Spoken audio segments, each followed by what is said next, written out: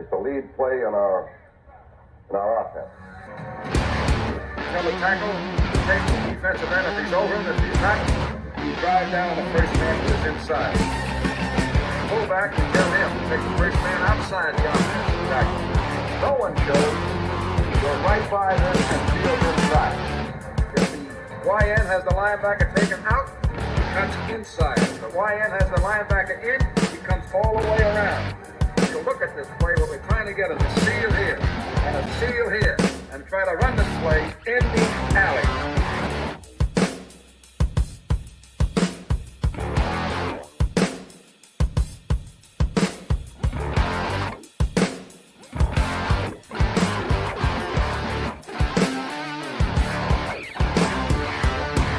What's up, guys? Welcome into Packers Total Access. My name is Clayton. You can check us out on packernet.com. You can find me on Twitter at Packers_access. You can email us at PackersTotalAccess@gmail.com. You can text us at 865-658-5824. I'm joined alongside Emilio live in Tennessee down here. Just a couple redneck Tennesseans talking a little bit of Packers tonight. So, Emilio, how was your day, man? What do you got in the glass over? You got something in the glass. I got a little whiskey Coke here.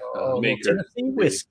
To be exact, but I got you. Well, I'm over here on the diesel, so we'll counteract each other. I'll be talking fast and you'll be falling asleep. That's how the thing will go. Yeah, right? Correct me if I get out of hand here, all right? No, you're good, man. I want to give a shout out to everybody in the chat, man. It's lit up in here. We got Omer. I'm sure I'll miss somebody. I apologize in advance. We got Omer. We got Paul Robertson. We got Beard Don. All right, what's up, man? Mm-hmm. Let's see here. Doug in the chat. A lot of good chatter in here, too. Bates in there earlier. Red Mo. Everybody, the whole crew up in here. Oh, yeah. Yeah. Blake Berry, there he is. Red Mo, like he said. We got Mr. Larry in here. Everybody straighten up. Larry's in the house. Andy APAC up in here. Good to see you, buddy. So, let's just do it, man. Let's kind of talk a little Packers. First and foremost, I kind of like to open it up sometimes, Emilio, and say what's on your mind, and ask the other the co-hosts. Anything at the forefront of your mind as we get ready for this Giants game? Anything? What's the first thing that comes to mind, man, going into this game? Because I know it could be a trap game. It could be a blowout. Who knows, right? Right. I think the first thing you said was trap game. That was the first thing on my mind beginning of this week was, hey, we can't – they're a young team, so I'm hoping that it's not anything that has set in over time throughout the locker room where it's like, hey, I don't think they've even fallen into a lull of a trap game. Maybe they've had that in college or something, but we haven't been to that point in our season, or we haven't – This is going to feel like our first trap game. Like we've actually made improvement. We've gotten to that point where, hey, we've got to show up or shut up at this point.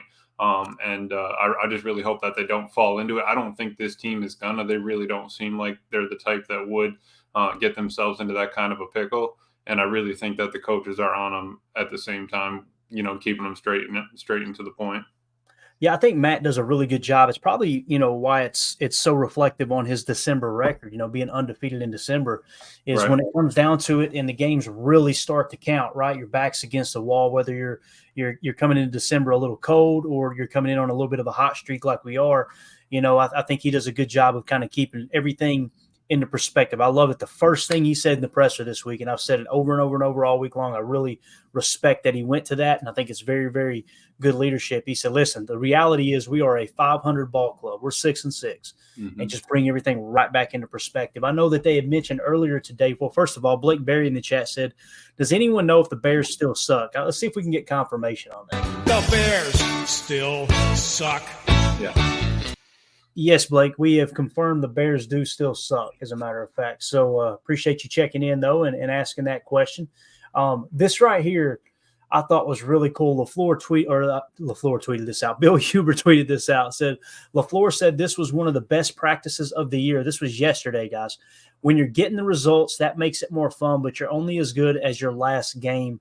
I love that LaFleur actually came out and said this was a good practice. It's very rare that you hear about a team having a great practice, Emilio, and it not really translating on the next game day. There's been many times, though, you could tell the coach is irritated and maybe they don't get the results they're looking for on the following Sunday, right? Well, that's exactly it. I mean, you practice like you play. So we need to play like if Matt's telling the truth there, we need to play like that practice. We need to step up and show up. It was also in Steno's interview earlier. He was talking. It was one of the questions about Jordan Love Cannon out of plays more, they don't want him to get out of hand with that, but they also didn't really let him have access to that. So when we were, complaining about it at the beginning of the season, that wasn't even in one of their repertoires. The coaches already knew, hey, this team needs to just get their feet under them. We're going down the bunny slope right now. We need to be able to, take a green mountain, a blue mountain, a black diamond. We are nowhere near black diamond level right now. But I've seen, we've gotten off the bunny hill. We've gone down blue. We're going down green, probably, I'd say, blue, green right now. And the team, as long as they keep, like Matt LaFleur said, stacking blocks, climbing that ladder, chopping wood, they will come together as a team. And we, if a loss happens, it happens, but they're progressing like they should at this moment. Yeah, there's no doubt about it, man. They're starting to peak right now. Now what we're going to do is get another piece of the puzzle and see how do they perform when they're kind of at that peak performance, right? There's always another level. And like many people have pointed out, no longer are you going to sneak up on somebody. You don't beat the Chargers, the Lions, and the Chiefs right in a row, and the last two being in front of a national audience and not get that bullseye on your back. Now we get to see how this young team performs, how they play with that target on their back. And I think that's just absolutely awesome. Again, we wanted evaluation this year. If we make the playoffs, holy cow, man, what a blessing. That's absolutely awesome. Right. But we knew it being a young team, let's evaluate what we've got at the quarterback position. You guys know I was kind of the opinion, like feeling bad from LaFleur. Like if he loses his job, if they go out and win 4 or 5 games and he loses his job with the youngest team in the league, kind of feel like the chips are stacked against him. Here he is overperforming again, man. It's just absolutely awesome. And think about all the firsts they've knocked off. Like if you're going down a checklist, how many firsts have they knocked off this year? I mean, you could pick a slew of things. I mean, we could start from A to Z, but that's what this team's doing, and they're doing it and winning at the same time. It hadn't happened at first, but that was because we had to go through those first two. Jordan Love's first time seeing different zones, different reads, and these defenses, and now he's actually able to see it, process it, and we can get to the cans. So I mean, it's great, man. Yeah, it's a lot of fun, man. It's been a great year for sure. Just exciting all the way around. There's no doubt about that. Derek K in the chat says there is 65%. Chance to make the playoffs. Right now, I think it's technically at 66%, but hey, I'll allow it, Derek. We appreciate we'll take it. Yeah, anytime we get a chance to play that sound drop. You kidding me? Let's see here. Omer in the chat says 103 years now, Bears still looking for their quarterback, LOL. It's sad, man. It really is. Can't get past 4,000 yards. We're going to have more wins than Justin Fields in his career at the end of the year. It's just – You love it. Sam in the chat says, as long as the Giants can't run the ball all over us, this could get ugly. It's a good point, Sam. If somehow, some way they jump up to an early lead and they're able to run the ball, then Joe Barry's got to make a decision. Do we want to be more aggressive with the run fit, which I personally don't think they will do that, seeing that they didn't do it against Pittsburgh. And some would say, hey, that cost you the game. I don't necessarily think that's the case. But this team's definitely built to bend but not break and stop the pass and try to play with the lead. The problem was there from like week 4 to week 8 or whatever it was, just couldn't get a lead early, right? And now the offense, though, boy, in that first half, they're starting to click. And it's no coincidence that the team's doing so well once the first half offense really started to kick in. And even more specifically, the first quarter offense, they're chewing up like 8 minutes off the clock in the first quarter. On that first drive was just phenomenal, man. Yeah, and Steno said that in his interview. He said it was kind of a weird game. I think they were asking about, Yash and Walker. It was a weird game. We only had 7 possessions. How are you supposed to kind of rotate them back and forth if we only have a handful of possessions, 3 and 3 sort of thing? So absolutely. You're starting to see the theme here in the chat. Nathaniel Schneider says, I hate to be negative, but the Giants may have 250 yards rushing Monday night. We're going to talk about the PFF preview. As a matter of fact, we'll go ahead and jump into some of it. Yeah. Since we're talking about their running game, why don't we jump in on the defensive side of the ball? Let me get through these chats right here. Paul Robertson says, Clayton sent Joe Barry a Christmas card this year. I sent him a couple, man. I was afraid one get lost in the mail. You know what I'm saying? Yeah. Like you got to – all handwritten. Yeah, absolutely. I have Mandy write them. They don't want to read my that pretty cursive. You know what I'm saying? The kid 88 in the chat says, we deserve to be the hunted and not hunting. This was a reload, not a rebuild. Hey, I am proud to say I didn't see that at the first of the year, the kid 88, and I'm proud to announce that I was wrong. This does feel like a reload. With the youngest team in the league, one of, if not the cheapest wide receiver rooms in the league, a chance to extend your quarterback if indeed they do pull the trigger quicker on extending Jordan Love. You might be able to put something similar to a Pat Mahomes structure type deal together where you can really manipulate the cap here in 3 to 4 years. That's definitely a possibility as well. I'm getting a little ahead of myself there, but I'm telling you guys, I am excited about Jordan Love, what we've seen on tape the last 3 weeks. It's really, really been very, very encouraging. There's no two ways about it. All right, let's do this, Emilio. Let's jump in. We're going to jump in defense first, like we said. First, well, I apologize. Let's do this first. Let's hit the injury report real quick because we had some changes. Guys, I'm not going to read them all off. We read them yesterday. But the two changes, it seems like, that are highlighted in bold right here, okay, is yesterday Elton Jenkins was limited with the shoulder. Today he did not participate. Something to keep your eye on, okay? Darnell Savage yesterday did not participate with the chest injury. He was limited today, okay? And you got some big names on there, obviously Jair. I don't want to dive too much into the Jair story. There's a lot of rumors going on out there that it may not be the injury, and he's kind of holding back a little bit. They asked him that today in the locker room, and he just shot it down and said, no, that's not true. Well, all he said was they said, is this strictly injury related? And he said, yeah, is essentially what the question was. So I don't want to dig too much into that and try to start rumors and all that, but I think there's a chance he plays on Monday night. There's also a chance he doesn't. It sounds like he wants to play, and I'll just kind of leave it at that. But Devondre Campbell obviously limited. Full participation now is Josiah DeGuara. I think we're probably expecting to see him active. Is there anything else on that list that kind of worries you on the Packers side, Emilio, that you think, I think he may be out and that could hurt us, or are you feeling pretty good about it? I mean, I think I'm feeling all right on it. The only thing I would say is, Elton, but like Barry was saying in his presser, this is their Friday, or this is their Thursday. Tomorrow will be their Friday, sort of thing. So they're kind of a day behind with it being on a Monday game.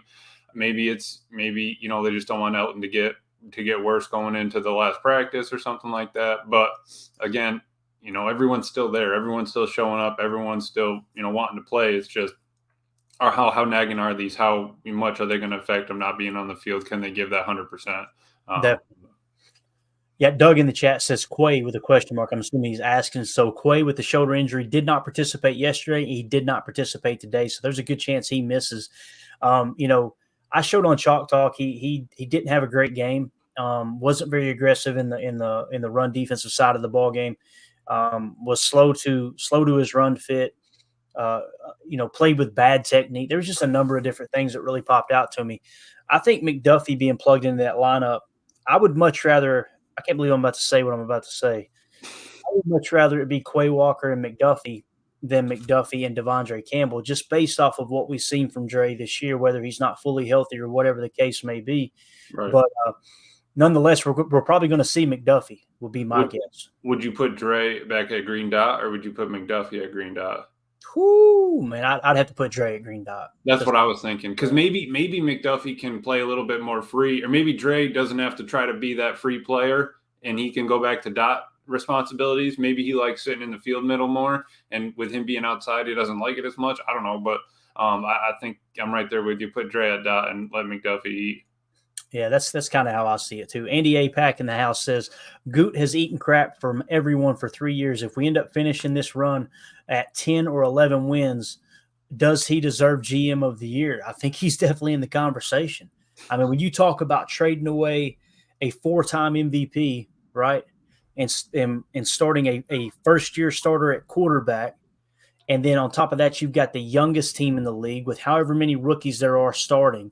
I mean, you got several undrafted free agents that have now really, played a role this year. Right. Yeah, Andy. I mean, I've been as critical of Goody as anyone this year, but you've got to put some spec on his name when it comes to him potentially being GM of the year if indeed they do finish with 10 or 11. If they get to 11 wins, boys, I'm just going to throw my hands up and go, I don't know a damn thing about football anymore, because I did not see 11 coming. I said that was my guess. My guess was 11, but it was more of a hope, shot in the dark sort of thing. If we could do that, I would be the happiest kid alive kind of thing. But I don't know how we can't be excited about it. And like you said, he's had some good finds. He's had people show up. He's had 7th rounders play. He's had 5th, 6th, 4th. and they're performing. It's just we weren't getting noticed until now, until we start making waves. Yeah. Omer in the chat said, if Goot uses his 14 picks in this draft as well as he did the last 2 seasons, we'll be in a Super Bowl next year. It's hard to argue with that. I mean, he has absolutely crushed his draft here of lately. There's no doubt. I mean, I'm telling you, going into the season, really immediately following the draft, I don't like to do draft grades or anything like that. I think it's silly to pretend like you understand, well, this team actually had a bad draft, although they invested tens of millions of dollars into those scouts, into that whole staff. And to pretend like I would know more than them is just, I mean, it's asinine, right? When I looked at the Packers draft class at the end of the draft, I went, Goody navigated that so well. I mean, he was in his freaking bag, man. Right. You were able to land Jaden Reed, Luke Musgrave, all these guys. And I know Muss has been banged up and hurt, and probably there's a good chance we won't even see him the rest of the year, right? But I don't know, even Tucker Kraft, man, it's just fun to watch these guys go out there and play, and Jordan just continuing to stand in that pocket until things really kind of cleaned up. And now it seems like we've gotten to that point. But it's exciting, man. All right, let's talk about the defense. We were just talking about stopping the run, right? People have got this big idea that Saquon Barkley is just lights out this year, and it's just really not the case, guys. And I'm not trying to spread false hope here. I'm just simply pointing out that the PFF grade, Saquon Barkley is only a 68.4 this year. In the past, he's been in the 80s, right? He's been one of those guys that's just a game breaker. Now, we all know this team has played really bad. Now, that you would think that would be very indicative of the fact that the roster just isn't that good. There's not as much talent on this roster as they might have hoped going into the season. But, with the way PFF grades, Barkley at a 68.4, it's not like he's just going out there and playing gangbusters, right? Like right. And even DeVito, everybody's excited about DeVito because I think he's won 2 games or whatever it is, right? His PFF grade's 57.7. And I'm not trying to pretend like we're going to boat race the Giants. I'm just simply pointing out that some of the things that I hear, and then I come and look at this and I go, what in the world? And then I look at the tape and I'm going, yeah, the last couple games that they've played, quote unquote, well, the other team played like absolute garbage. Like when they beat the Patriots, I don't even think the Patriots scored a point, Emilio. Mm-hmm. But, that was a tough game. That was a tough game to watch. And still, I mean, how mad were, Packers fans when Love was down in the 50s, right? With the performance of, him in the 50s. So it's all how you see it. And honestly, I think they're looking at it more of when Rodgers hurt his thumb last year and threw us off track when we were over in London. So I think that's the Barkley they're seeing. And like you said, he's obviously a good player. He's great for his team, but he just hasn't been performing at that sort of level this year. Yeah, definitely. You got to hit him with it right here, Emilio. Red Mo says DeVito. You're allowed to do it. I'm not allowed to do it. There you go. You can do it. Yeah, you're allowed. Yeah, I got permission. Yeah, the 2 of them. I love watching Pat McAfee and the boys because he's got 2 pretty I don't know how you would refer to it. 2 guys that he grew up with, good close friends that have a lot of Italian blood in them. And he says that his DNA test came back to like less than 1% Italian. So he's out there doing it. And every time those guys get mad at him, right? Frankie Moraldo in the back or whatever, it's just yeah. Nick, I think it's actually Nick, but I love how when Pat wants to point out that he's that Nick is Italian, he always refers to him as Frankie Moraldo. I love it. So anyway, so for those of you who are going, what the heck are these guys talking about? That is their quarterback DeVito's celebration when he scores a touchdown. He does the whole Italian hand gesture. So I like it. I'm here for it, man. I like it when I grew up in the 90s when people were going to get mad at me, but like with Terrell Davis, right? With the mile high salute and then the Lambeau leap, of course. And I just love all the personalized celebrations. I really do. So when we look at their offensive line, when we're talking their running game here, right? Left tackle Thomas, 79.9. Left guard Pugh, 48.3. Their center Schmitz Jr. is 50.4. I didn't even know that name right there. Is that Breederson at 43.7 and Phillips at 55.5 at the tight end position?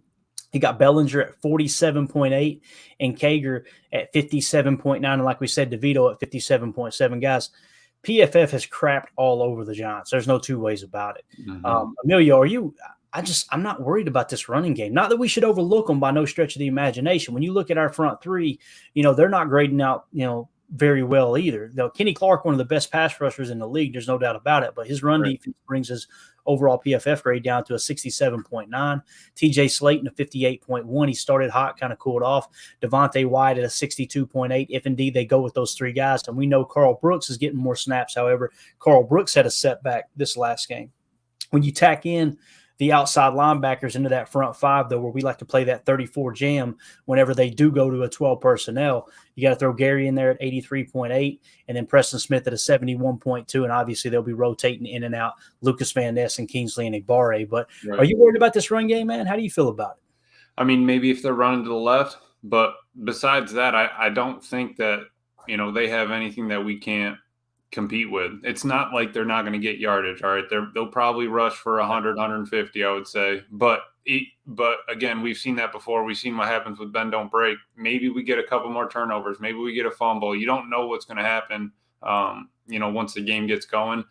Right now, looking at it, I would say I'm not as worried, but they are going to run the ball on us.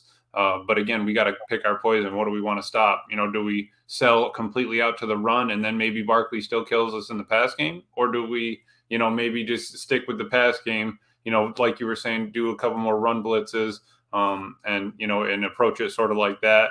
And Barry was talking in his interview about being multiple, like the four, being able to send 5, 6, he said they always have a 7-man blitz in the bag, but being able to still play a game with 7 in coverage and only bring in 4, he said that's been, amazing for them. So really it'll just, come down to who on the, the front line wants to step up and make some plays, but I don't think that it's going to get out of hand.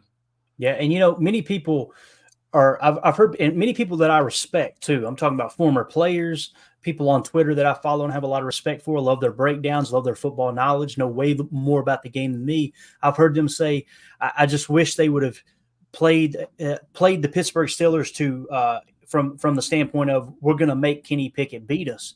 And when I watched the tape, what I seen was the 2 explosive plays they hit in the passing game. We were impressed, man. So It's like you can't be more aggressive in that regard, right?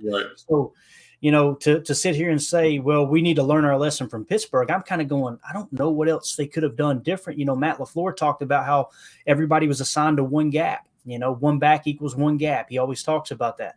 And even with that one gap, they just weren't gap sound. They didn't show a lot of discipline in the run defense, being the Packers defense. So, I think you're probably going to see them play the Giants very similar that they played the Steelers. Really, the difference in that Steelers game, the reason we didn't win was the offense down the stretch there. The defense kind of stood tall there towards the end. And, of course, Jordan threw the interception in the end zone late in the game. And I think we got a different Jordan Love now. But what do you think as far as the front five there? Anything else stick out to you before we kind of move? Well, let's talk about the linebackers. I'll get your take there. Quay Walker, if he does go, 63.4. Dre Campbell's a 67.8. So you see he's now passed Quay Walker. Actually been ahead of him for a little bit now as far as PFF is concerned. If Quay doesn't go, I'd like to know what McDuffie's grade is. Maybe we'll try to pull that up here in a second, seeing that it looks like Quay might be trending towards missing the game. But anything else you want to hit on there before we go to 11 and our nickel defense? No, I mean, we talked about it in Chalk Talk. When that D front is eating up double teams, we have to fill those holes. Like Matt was saying, everyone's got a gap. We have to be able to fill those run holes. That's where we saw some of those explosive plays happen. But I don't think that if McDuffie's in there, I don't think that it's going to get out of hand. I think he's going to, be a little proactive on the run game. And if it's that one person that creates that spark for the team, everybody that's in the NFL, Barry said this too. He said, everybody that's in the NFL is a start. You got starters and starters in waiting. So it's not like they're terrible. It's not like we got, got a spare landscaper over there about to hop in to play, middle linebacker, right? It's not how it happens. Right. Yeah. And, it's what Coach McCarthy used to say all the time too in Green Bay. He'd say there are no bad players in the NFL. There's good players and there's great players. And sometimes the difference between a good player and a great player is the position that the coaches put them in, right? And the scheme in which do they fit that scheme or not, that type of thing. But I know we got a bunch of people in here right now. I hate to ask, but if you guys don't mind, if you like this kind of content, hit that like button for us so other Packer fans can find this this channel and this content. If you don't like it, just change the channel and pretend like you didn't even see us. All right, we appreciate you swinging through. But Yeah. So nickel defense, they're 11 personnel. The only thing it changes, you pull a tight end out, you put Robinson in to the slot there at 61.6. Obviously, Keyshawn Nixon now steps in, and he is going to be grading out as a 63.8. Right now, we're currently showing Ballantyne on the boundary there, along with Ballantyne on the other side. So when you look at the matchup with wide receivers, obviously their highest grade wide receiver at the moment is Jalen Hyatt, the rookie. Okay, he's grading out as the 65th best wide receiver in the league. That's just below what I would consider a starting caliber. So nothing to write home about, but still, he's got speed, he's got talent. 66.1 is his PFF grade. Like I said, Robinson in the slot at 61.6 and Shepard on the other side at 50.3. Now, with Ballantyne 60.2, like we said, Keyshawn Nixon 63.8 and Ballantyne 64.6. When you slide back to the safety position, Jonathan Owens 54.6, not been playing great. He's had a couple of huge plays, which I think we would all agree we appreciate, right? Especially at the moments that they've come in. And we also appreciate Simone Biles taking some of the shine away from Taylor Swift. You got to love that. Sure. But Darnell Savage, 67.0, obviously coming off his best game of the season. I know he's been banged up pretty much all year, but if he continues to play like he did that last game, Emilio, you're probably going to see him jump into the 70s, and some of us are going to be going, they might just bring him back. So it is what it is. Now, at the tight end position, like we mentioned during 12 personnel there, Bellinger at a 47.8. Obviously, nothing to write home about. What sticks out to you here when we go 11 personnel triggering our nickel defense here? Just happy that, Keyshawn's been stepping it up and that we've seen, progress there. He doesn't just return kicks. I'm happy that he's gotten past, a couple hiccups, and I want to see, we need to keep laying the lumber. Same with Owens. If your grade's going to be that low, I want to see, spit, snot bubble, stuff like that flying. If your grade's going to be that low, let's make sure the tackling stays up. But again, we take out Slayton. You got Brooks and Clark in there, and Brooks has been tearing it up. So it's good to see that the defense is still kind of coming together. We're still, everybody's been counting us out, but they've just been, the elder statesman on the team has been holding it down. Yeah, no doubt about it. Let's go to the chat here real quick. We got number one Packer fan said, I heard a comment today. Romeo needs to do more as a wide receiver for this team. All he has done since the Bears game is catch touchdowns. He needs to do more for this team. Guys, any thoughts on this? What I'm seeing on tape with Romeo Doubs, it seems like at least 65. Oh, I did say it. I didn't even mean to, but we got to hit it. At least 65%. To 75% of the time. What I'm noticing with Dobby is he's the go guy. They're sending him deep, right? And there's some choice routes involved there a little bit too. But that seems to be his role in this offense right now. Is stretching him across the field, sending Christian deep on the opposite side, as well as some deep crossers to kind of differentiate or to try to separate himself from the defense with his speed. And of course, Wicks is just playing lights out. Jaden Reed's been a pleasant surprise. Malik Heath, there are a couple games he's played. That juke he threw, oh my God, man! Oh my, that video. I tweeted something on Twitter, man. That video was hilarious. Bro. That was the best. The best thing I've seen all day. That was unbelievable. I wish we could play it. There's a little bit of language in it, but man, it cracked. Go check it out. You have to. I was dying laughing. That was great. But go ahead. I was just gonna say that's kind of my thoughts on Romeo Doubs. Is to me, he seems to be that guy they're sending deep and running some clear out routes for the younger guys underneath. And I'm sure they're looking for a one-on-one matchup and an opportunity to hit him. But what do you think about Romeo? To me, I think he's played pretty good. Mm-hmm. All I was going to add to that was I think that it's because Love trusts him the most. It's like, all right, we're putting our most experienced guy. I'm just going to send him on a streak because he knows if he sees something and we've got that chemistry that, hey, throw the arm up. I'm not hitting my curl anymore. I'm hitting the fade and touchdown. But how is it a bad thing, that all he's done since the Bears game is catch touchdowns? How's that a problem? If he's also the guy that is quiet in the locker room but will speak up when needed and carries himself the way he does. Like, that is a dude you want next to you when you're lining up 100%. Absolutely. I completely agree, man. Completely agree.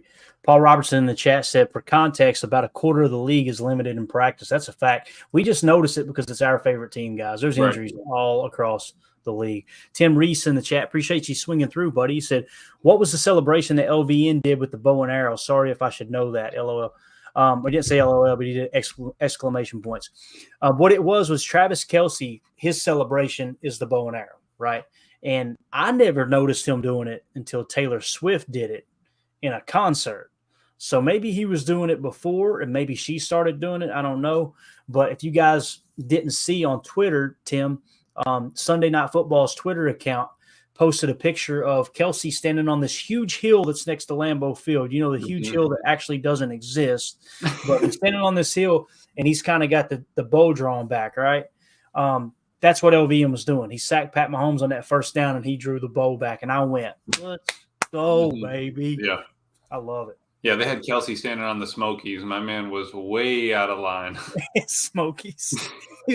He's down here off of Alcoa Highway hanging out. You know what I mean? Unbelievable. That's a long shot to make with a bow. Wisconsin are going, the accents are bad enough. What the hell is Alcoa Highway? We call it I Kill You Highway because I'm telling you, man, it is one of the most dangerous roads you will ever drive on. Am I right, Emilio? Oh, it's brutal. And with the construction going on, you might as well have no shoulders. I mean, imagine lines and you're just bump and run. Speed limit somewhere around 135 mile an hour. Ooh, unbelievable. Let's see what else we got here. Omer in the chat says 69 sacks allowed, over double digits, worse than the next team in the NFL rankings. Somewhere right now, Rashawn Gary heard you say that, and he is licking his chops. I guarantee. Yeah, he's like, all right, mask engaged. Exactly. Matter of fact, I was supposed to have a new video to hit y'all with. I need to get that done tonight. I have the Stop Playing With Them drop, so we got that coming up from Gary. We need to get that in here for sure. Paul Robertson in the chat says, this O-line doesn't have enough diesel to sustain many drives. Would you say? Got to have that diesel, man. If you ain't got that diesel, then you need that John Deere. You know what I mean? John Deere green on a hot summer night. Hero Billy Bob loves Charlene. I mean, look at that hat, too. You know what I'm saying? It's not like he got that off Amazon. Dude, the fact that he knows the words without having to read anything, I was just like, that's real. Mm-hmm. He's not acting there. That's real. My man loves farming on the computer, of course. But I hope he's farming up some yards there on Monday night, man. I love watching that dude run this time of year, dude. He is just. I mean, it'll be chilly. Yeah, you're right. The pads will be popping. Omer in the chat said Dexter Lawrence II is like Gary, a game record. And Kayvon Thibodeau has 11 sacks in 9 games. Those boys can cause problems. Remember what we talked about before, right? When you have someone who can play a 4-eye with a wide 9 in conjunction with it, you can force some solos. I don't know if Dexter Lawrence will be playing any 4-eye, but if he is healthy enough to play, you're right, Omer. He is a problem. Matter of fact, we're going to bounce back real quick and look at that injury report. That's one I wanted to hit on. I'm going to drop that comment down. Appreciate you, Omer. Let's see what it says here for Dexter Lawrence. Hamstring injury, limited on Thursday, limited on Friday. So there's a chance he can go, but you know how hammies are. I think it was Mike said, y'all better pray to sweet baby Jesus that thing tightens up before Monday night because he's a game record. He's what you refer to. Michael Lombardi refers to him as a Tuesday player. And people hear that and go, what the heck's that mean? That's one of those that you have a whole meeting scheduled on Tuesday, getting ready for the game plan coming up, that we have to stop this guy. We have to take him out of the game plan. And when you put that much focus on one type of player like that, it means you can free up solo blocks for someone like a Thibodeau, right? There's no two ways about that. I know we got a bunch of people in here right now. If you would hit that like button for us so other Packer fans can find this channel and this content. We appreciate you hanging out with us here on this Friday night. Y'all could be anywhere in the world, hitting the club, carrying around a drink you probably can't afford. And instead, you're in here listening to us talk Packers. We appreciate you swinging through. Let's see here, this last chat, and then we'll go to the opposite side of the ball. Red Mo says, I don't think we can stop Barkley, but if we can slow him down early and get ahead early like the last few games, they won't just be able to feed him all evening. If he eats early, they will stick with it. It's kind of what we hit on just a second ago, Red Mo. I think that's a pretty good assessment. Got to play with the lead in this game, more so than probably any other game you played this year. And I love the fact that the listeners, Emilio, they're not overlooking this game either. Everyone's kind of like, all right, we recognize this could be a trap game, right? Mm-hmm. And I think the team probably recognizes it too. And maybe that's how they approach it. Maybe, if everybody thinks we're going to win out, maybe they approach each of these next games as a trap game and say, hey, if this mentality works moving forward, whatever we've done, as long as the outcome comes the way we think, they can take this approach moving forward. But this is their first time, like I said, falling into a trap game or a so-called trap game. So what are they going to do? How are they going to process it? Right. Number one Packer fan said, I'm in the club right now, still watching. LOL. Yeah, that's it. All right, let's do this. Let's look at the opposite side of the ball here. Let me drop that down. Trying to navigate through this clown of a show of a program. All right, let's go to the offensive side of the ball for the Packers. PFF grades. All right, this is our 12 personnel, which will trigger their 34 base. Okay, from left to right on the offensive line, we got Rasheed Walker 65.1, Elton Jenkins 66.2. Keep in mind he's missed practice the last 2 days. Josh Myers at a 64.7, John Runyon at 51.9. Some people are going, where is my Sean Ryan at? Mm-hmm. He's there if we need him, all right? Zach Tom, 78.1, the 13th highest graded tackle in the league. If you cut that in half, you're looking at 6.5. So let's just round it down and just to be conservative. He is the 7th highest graded player at his position amongst everyone else in the league at right tackle on an average basis. That's really cool, Emilio, for someone who's a late round pick. Ryan Schlip called that. Pack Daddy called that one. It was like a week before the draft. He was like, this Zach Tom guy's interesting. Bang, they took him, and he's been a stud, man. Mm-hmm. Absolute stud. So that's how our offensive line looks. Obviously, Tucker Kraft, 51.8. Ben Sims, 65.6, just continuing to hold that grade up. I'm excited to see him moving forward, kind of make the best of a bad situation with Musgrave being out. Right. On their side of the ball, with their 34 front, you have Roches, I think is how you say it, 43.1. Davidson at nose at 56.9. Robinson at left end at 55.1. Then you've got Ward at left outside linebacker, 40.7. Remember what Omer said about the sacks with Thibodeau, right? Got like however many sacks it was in the last 8 or 9 games. His PFF grade is 59.8. What's that tell you? That means he's probably not playing schematically sound. He's probably not too effective in the run game, and he's just getting after the quarterback, right? So I feel a lot better about our running game in this game. I think there's a good chance that we could run the football on them. Now, when you go to the next level, though, at those inside linebackers, McFadden, 69.2, fairly decent grade. And then I think I don't even know how to say it, Okereke, maybe?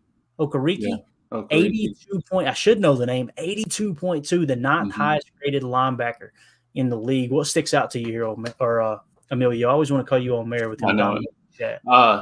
Honestly, yeah, Thibodeau's been putting up those sacks, but they're bottom 32 on their outside linebackers. So he's 82nd out of 110, and Ward's 108 out of 110. So, I think the wide zone is going to be what Matt's going to try to approach. We're going to try to get some split flow going, and try to get them sideline to sideline, because they are strong in the middle of the field, in the second level and in the third level. So what we need to do is get locked up with that the D line, all that, and then break out to the sideline. Let's try to, spread them horizontally rather than try to, beat them up the seam sort of thing. Yeah, definitely. Derek K in the chat says, best program on the net, guys. Hey, we appreciate the kind words, buddy. Thank you so much for hanging out. So let's see here. When you look at the wide receiver position, let's go ahead and trigger 11 personnel and their nickel defense, all right? So let's switch that up. Ben Sims comes out. Jaden Reed goes in, right? Mm-hmm. Look at the wide receiver matchup across the board. First of all, Romeo Doubs, 70.9, right? Jaden Reed in the slot, 70.2. Dontavian Wicks. Obviously, Christian Watson's going to be out this game. I think we all would agree that's probably the most likely scenario. Dontavian Wicks, 73.8. Dontavian Wicks is currently the highest graded wide receiver on the entire Packers roster. Obviously, Tucker Kraft at tight end, 51.8. When you look at their corners here, Jackson, one of the boundary corners, 45.0. Absolute cheeks. Mm-hmm. Banks on the opposite side, 48.5. They're competing with each other. Who is the most cheeks? Yeah, they are bottom 10 corners in the league. Bottom 10 out of 119 people. and I can't tell. I think that says flat or flat, maybe 67.1 flat, 67.1 in the slot. As much as we want to run the football because their front's kind of weak, I'll tell you what, man. Listen, their safety, obviously strong safety. McKinney, 81.3, solid grade there. Pinnock on the other side, 65.7, not bad. 38th highest graded safety in the league, with, like I said, McKinney being the 9th highest graded. Probably going to throw the ball around the yard a little bit if the weather's fine. I think as it sits right now, it's supposed to be somewhere in the upper 30s and pretty clear weather, Emilio. Yeah. What sticks out to you here with our 11 personnel against their nickel, man? 3 top 50 wide receivers and 2 bottom 10 corners. They do have that slot corner, like I said, but that's the inside. So I'm thinking, if they run a lot of middle field close, we might be in business. We can work something up the sidelines. We can work, those outs that Jordan likes, those flag routes kind of thing. But honestly, I'm just excited to see that we have a lot more green on the offense, and especially compared to the Giants offense. But again, it's about how they come out and perform. We can look at numbers and colors all day long, but what happens when they're on the grass, between the hashes. Yep. Let's see. Andy APAC in the chat says, much like Love, I think Matt LaFleur has this game circled. They beat us last year in London. I think he'll be in his bag. That's kind of personal too, man, over there in front of the London crowd. We got such a huge fan base overseas too, that I wanted to win over there so bad for those people. Mm-hmm. Man, if you follow UK and Irish Packers on Twitter, such a passionate fan base. It seems like every year they make the trip over to see Lambeau, and just a phenomenal group of fans. It sucked to have to hold that L there in London last year. Yeah, it might be one of those games, Andy, where if you do get a lead, you stick like Jordan said on his IG post, put your foot on their throat, right? Right. Did we put up our first 40 burger? Hey, that was better now than never, right, man? Hey. And that's it. That's what we want to see, is not getting complacent, not getting happy with 24 points and carrying it out. Let's march down the field every chance we get to score a touchdown. That is the name of the game. Score more points than the other team. Bottom line. Yeah, absolutely. Omer in the chat said Wicks and Heath both dandy blockers. Torrey does well for an undersized guy too. Goody's put a heck of a wide receiver room together, man. There's no doubt about it. I'm excited to see them grow together. Since we were talking about offense, just got a quick clip, about a minute long. This was from Good Morning Football, and this was A.J. Dillon was on there. And he just talked a little bit about how the team's gelling, that type of thing. Let's check it out again. This was Good Morning Football. You can find it on Twitter on their account. Go like it, subscribe, retweet it, all that good stuff. Here we go. Out 2-5, and you've won 3 of your last 4. You currently hold the final wild card spot in the NFC. Was there a specific moment where the attitude shifted, or something that maybe transpired in a locker room, a conversation, players only meeting, that just got things to start to click? Yeah, I think it more so is just kind of, we all have been bought into the same goal. We all wanted to get to a position where we could put ourselves into our ultimate goal and go into play for a Super Bowl at the end of the year. And I think, week after week, even when, things weren't going our way or it wasn't looking good, we were just like, hey, we got to get better. And we just got to keep doing our stuff and trust the process. And even when we do win, we have that same mentality. We come in here and we work. And so things are just starting to fall together for us. Love it. That's the farmer himself, A.J. Dillon, out there. I was laughing. What if he just had the hat on for that interview? I would have died. Absolute legend if he'd pulled that off on NFL Network, man. Like he said, I think that the mindset there in that locker room is win, lose, or draw, same attitude. Come in, work your tail off. We got to get better whether we win or lose. A.J. Dillon, man, I want to see him back. And the way the market is, the running back market right now, and the way he loves Wisconsin, I'm telling you, he's going to give you a discount. There's no two ways about it. And then I love what Jennifer says here. Said, I love the mayor of Door County. Absolutely. I just want to see him back in green and gold, man. I think what they're going to do is they're going to have him test the market. I think he'll go out and try to get a better offer. And I don't think it'll be there. I really don't. Right. What do you think, Amelia? You think they can get him back at a reasonable price? My number is somewhere around $2.5 to $3 million per. I'd be totally cool with having AJ back, especially showing how much he can contribute in the passing game this year. Right. And honestly, the way he's been growing, the chance is if he tears it up the rest of this year, because he's our main back, the focus back. We're going to keep the carries off Jones. If he tears it up, maybe he does get a couple looks from another team, but I would still be fine. Like you said, 2, 3. I would be. I don't want to go crazy 4 or 5. But I think it's worth it. It's sort of that the mentality that's already built into him. He's a hard worker. He's a grinder. He knows what the team expects. He knows what the team deserves effort wise. And if Jones is on his way out, love him. If he is on his way out, we're going to have a veteran to at least sort of guide him. And not even that. I mean, it's not like he's that old. So we need to have a back that's, that is experienced in the league. We can't always just, keep rotating, free agents. I mean, I know they turn out once in a while, but why have to teach them a new offense every single week or every new month we get a new back sort of thing. Yeah, and what you're seeing with AJ with the better pad level he's playing with, harder hitting, it reminds me of somebody, an old lacrosse player back in the day. Check this out, guys. Tell me if you guys recognize this cat right here. Look at this hit right here. Bang! Let's get it one more time. Let's get just a better angle here. Let's hit it right here a couple times. Who is that masked man? Look at that, boys. You kidding me? That's right in the window. That's above the hips, below the shoulder. Keep your mouth shut for a minute, Emilio. We got another one right here. Look at this. Bang!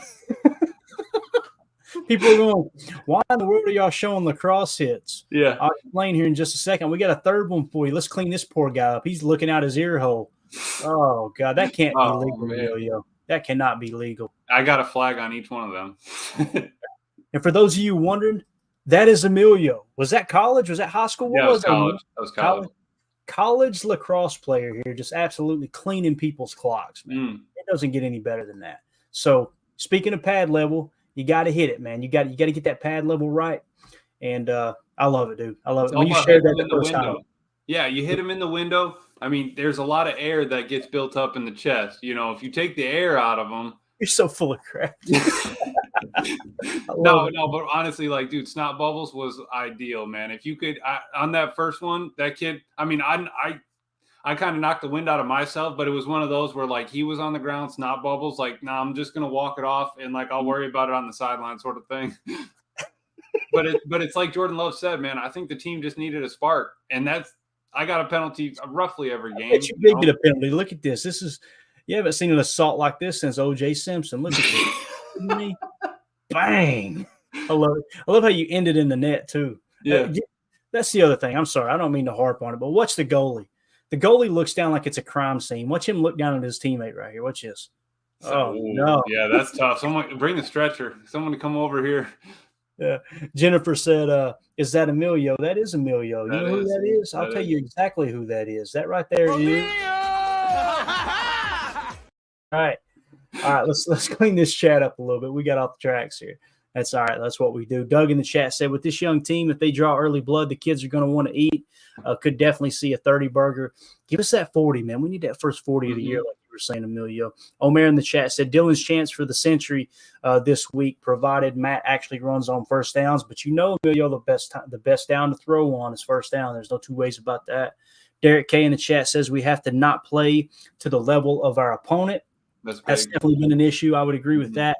Bleeding Greek and Gold says Pack just has to keep the pedal to the metal, no let up, play like the Chiefs. That Chiefs game, man, I just love it. It just didn't seem too big for Jordan Love. And I think it's going to be the same. That's the other thing, too. Going into New York, Monday Night Football, another national audience. You think he ain't got a chip on his shoulder still? He's still proving people wrong, right? Right. So Rodgers will probably be in the box. Yep. Absolutely. I mean, he'll be watching. The question is he going to be in the stadium or not, But it's like they said, this is their first one that they've run into, but they don't know any better, It's they're fresh. Send them out. Just go. Charge the front line sort of thing. And that's kind of the mentality they're at. Hey, let's just keep marching forward till let's see what happens. What's on the other side of this? What's way down there? I can kind of see with my binoculars, but how do we get there? We just keep moving forward. Yeah. Definitely. Emily Mack in the chat says every player needs to show up and carry their weight, whether they're a seasoned vet, rookie, AJ Dillon, Kraft, mac and cheese. Oh, man, you making me hungry now. By the way, if y'all ain't following Emily on Twitter, you talking about making somebody hungry, dude. She's always posting the dishes. Oh, my Lord, have mercy. I'm gaining weight. And it's funny, too, because, like, it always seems to look healthy, Emilio. But I'm like, it looks so good. I would eat 10 times the amount that you should eat, and it wouldn't be healthy any longer, right? Oh. And when you're that's me to a T. It's like, yeah, they get you like the 1 cup portions, like they do it in like the prepackaged circle, and they set it on there. It's like no. Bring me 2 more of those things. What do you? I need a tripod right here. Emily's gonna hate me for this, but we went to the OG the other day, the Olive Garden, and most Italian people are like, "What are you doing going to the Olive Garden?" Hey, look, I'm redneck, like right here. I walked in there like this. Let me get the breadsticks. I'm telling you right now, that waitress, man, she is a sweetheart. She's been there for like 18 years. That's what she said. 18 years. She actually was our waitress when we were just dating. This was back in like 2004 or something crazy. Awesome. But yeah, she's got carpal tunnel after giving us cheese, bro. Because I'm just like, that thing's spinning. Keep it going. I'm going to run to the bathroom. Just keep going. I'll be back in a second. Dude, we'll let you know when to stop. That is me. You've seen that commercial, right? Where the dude's sitting there, like, tell me when to stop. The dude's just cranking the cheese out, and the dude just, the guy's in a mountain of cheese afterwards, and then the pepper guy comes. That is me, dude. If I need 3 blocks of that Parmesan on there, if you're give me the thing. I'll spin it if your hand gets tired. Definitely. Larry in the chat said Emilio is a beast, and then Eric Sutherland comes back with the real information here. Eric Sutherland says, Emilio, best looking guy on the tubes. He said, that's my lacrosse player. It's my quarterback. He's taken. All right, Eric, he's taken. Yeah. Sorry, man. Yeah. And I heard his fiance knows judo, so watch yourself. All right. That redneck judo down here in Tennessee, too. All right, we're at the 51-minute mark. Emily got us talking about food, got us completely off topic, but that's what we do here. I was going to play a quick video. Matter of fact, I'm going to do it. It's going to be it's going to be a little bit long. There's going to be a little bit of language. This was from the McAfee show, and just wanted to, talk a little X's and O's here for just a second. Them breaking down Bill Belichick and the things he noticed, on tape. There were several weeks ago. I don't know if you've seen it, Emilio, but they pointed out on the McAfee show how they picked up on one little signal, they being Belichick, and they blocked the punt because of it. Yeah, the breathing, right? On the block. Yeah, where he took the beat. Yep. So this right here was the game last night, Patriots Steelers, and it was a situation where it was a 4th and 1 or a 4th and 2, and Bill Belichick noticed, right, that the Steelers did something. The Steelers did something where they were essentially trying to draw people off sides on special teams in these specific situations. So Belichick, before the game, alerted the officials and said, hey, they like to do this. If we get in a 4th and short situation and their punt teams out there, they like to do this to draw people off. You need to pay attention to it. It's different from their normal motions. Pat will break it down here with him being a punter. Obviously, he's going to side on the offensive, the quote unquote offensive side, the kicking side with the punter side. But check this out. I mean, this is the level of detail that goes into NFL coaching.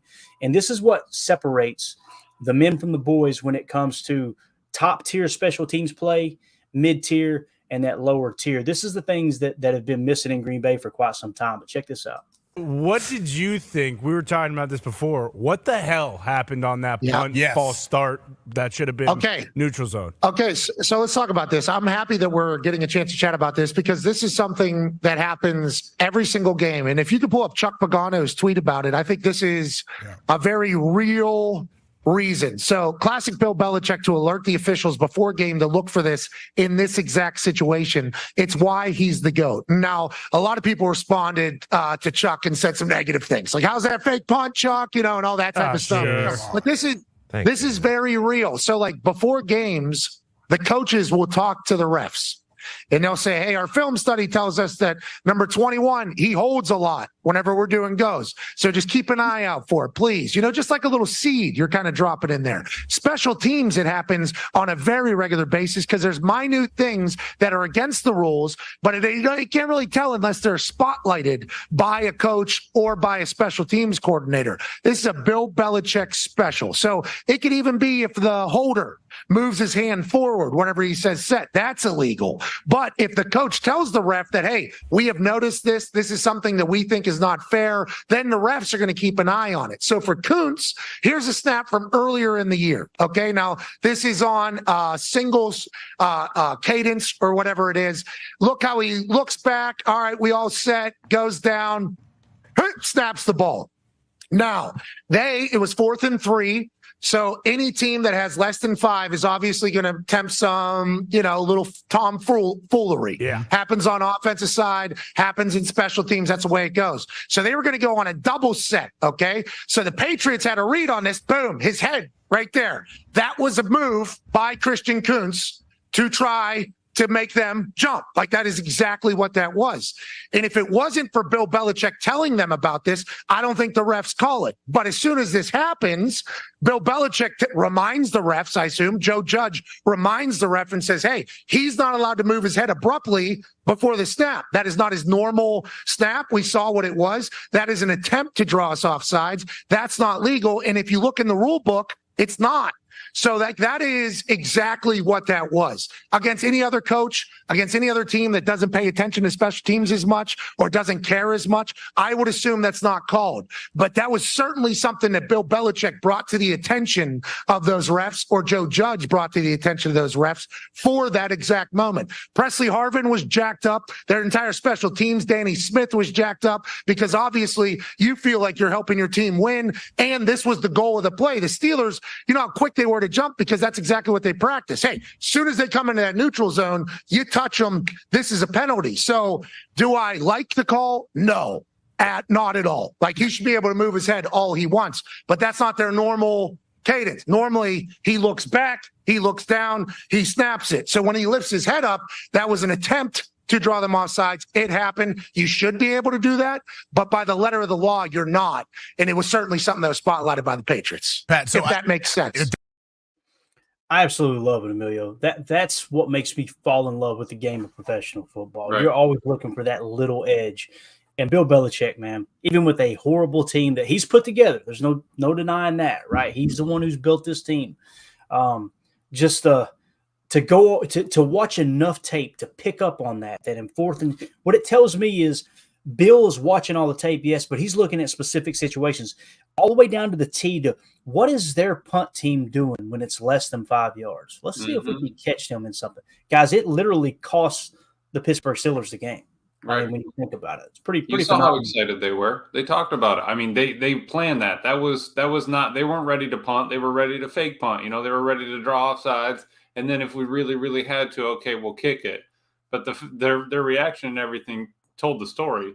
I mean, it's kind of like I was telling you, Rich said in his interview earlier that this will be the first time that they see a multiple punt formation front team. So they do rugby style, they do normal style. So this is a new challenge for the team. Now, let's check another box for this team. But okay, let's see how let's see how they do coming up against this. But they've had good performers on special teams. They just need to keep showing up. They need to keep having that veteran presence. McDuffie, everyone that has excelled and done well, still holding strong. And I think I noticed it. I can't remember who it was. We threw a tackle out. I want to say it was Yash or Zach Tom. Somebody. We threw a tackle out on the wing for the field goals. We're not even playing around anymore. Let's just, let's just not. We don't even need tight ends. Just get our biggest, best pass blockers out there, and let's just do it. As the presidents once said, "Fool me once, shame on you. You fool me once, you can't fool me again." Can't fool me again. Exactly correct. All right, Andy A. Chat. We'll end it with this. Said Emilio just reminded me of Kraft. Did you see his psycho comments? LOL. I love it. He said he enjoyed blocking someone to the ground and feeling the breath leave their body is what Tucker Kraft said. I was like, man, that reminded me of another tight end that played in New England, those kind of comments. But I'm just saying, somebody said it earlier, and I did the Pat McAfee gif of him going, like, hey, don't go there. I like Tucker Kraft, man. Hey, listen, he's PFF grade, the tape, everything suggests he's got a long way to go. Mm-hmm. But, half the battle is putting your nose in there and being willing to hit people, Emilio. And he seems like he's that guy, man. Right. What is it? 90% mental, 10% physical. You know, the cliche sayings. He's got the mentality for it.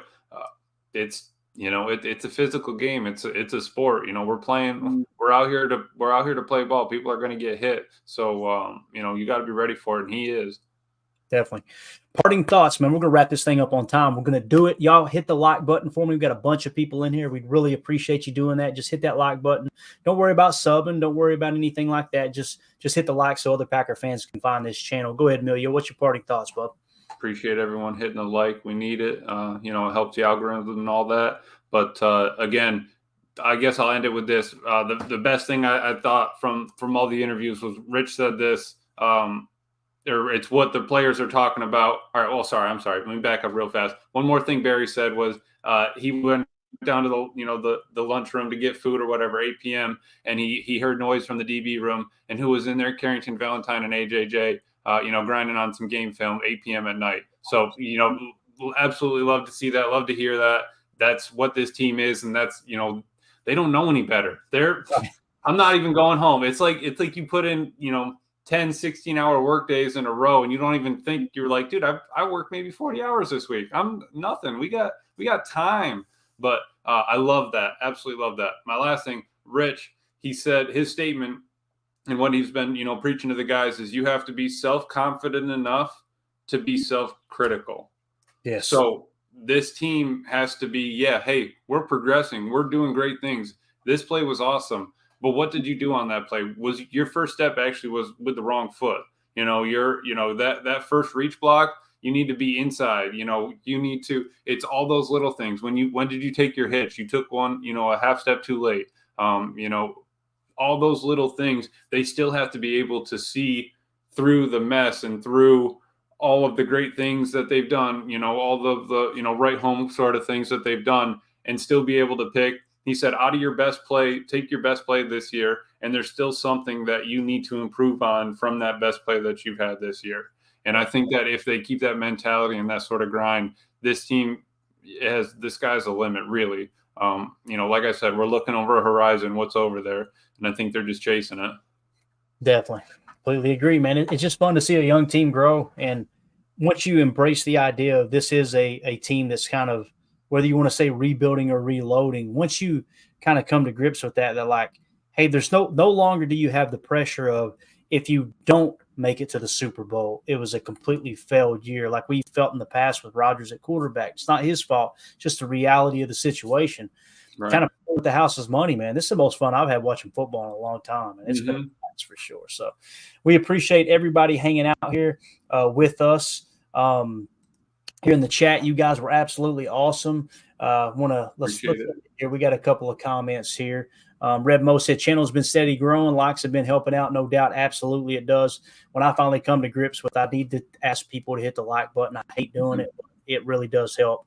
Right. Eric K says, great show as usual, guys. Appreciate you, buddy. And Donald, I ain't even going to say the last name because I always screw it up. Donald in the chat says, first time catching live. Y'all are wild. Hey, we appreciate it, buddy. I think that's a compliment, but at the same time, I think it's I didn't see that. No, we are. We're a good time. Yeah, I think what he's doing is looking in the chat and finding Paul Robertson and the boys and Eric Sutherland and the gang in there just screaming at the top of their lungs. Who do you think you are? I am. Definitely. It gets wild in here. There's no two ways about it. It does. Thank you guys so much for hanging out with us. Emilio, appreciate you hopping on, man. I know Tim's traveling. Sure. It's his dad's birthday, so happy birthday to Papa. Happy birthday. My man. He should be there. That's exactly where he needs to be, having a good time and partying. Absolutely. He may call in tomorrow. We'll see. I gave him kind of the invitation. Like, he won't call in for a few minutes, call in. But call in with the old man on that. What's he got to say? Let's hear it. Let's hear a couple of takes. That's what I need. I need to know.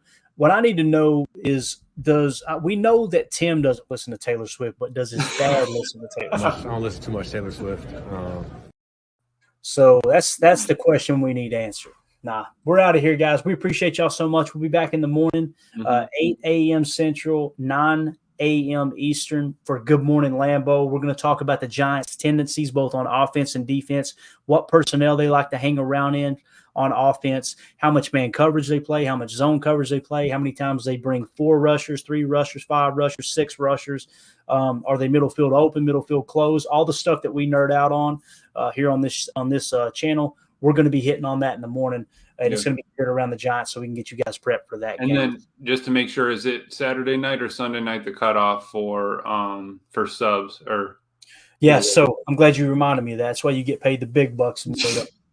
Midnight Saturday, all the YouTube members, okay, if you're a member of the PTA Posse, our YouTube member group, we're going to put you on a list, and we're going to draw for an autographed Robert Brooks jersey, okay? If you guys remember, awesome wide receiver for the Packers back in the 90s. We're trying to dip into some of the less popular players, but ones that played intricate roles in some of the dynasties that the Packers have had over the years. So make sure if it's something you're interested in becoming a YouTube member, if you're going to do it here in the next day or two, do it before midnight tomorrow night. That way we can get you entered into that contest and potentially win you an autographed jersey. So. Unless Joyce or Bates roll through and drop another 50 burger. They're going to drop a couple 40 burgers in lieu of our 40 burger this week.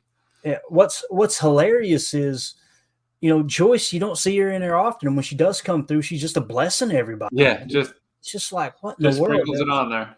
Yeah, we appreciate it. We really do, man. It's just no better way than to help other people for sure. For sure. End it with this. Paul Robertson said, how about that? A 65-minute show. 65%. 65%. That's what we. There you go. We're out of here, guys. Appreciate y'all hanging out with us. For those of you listening on the pod, thank you for making us a part of your day. As always, let's go out and be the change we want to see in the world, and go Pack. The power sweep. Actually, it's the lead play in our offense. Tell the tackle, take the defensive end if he's over him. If he's not, you drive down the first man to his inside. Pull back and tell him to take the first man outside the offensive tackle. No one shows. Go right by this and field inside. If the YN has the linebacker taken out, that's inside. If the YN has the linebacker in, he comes all the way around. If you look at this play, what we're trying to get is a seal here and a seal here, and try to run this play in the alley.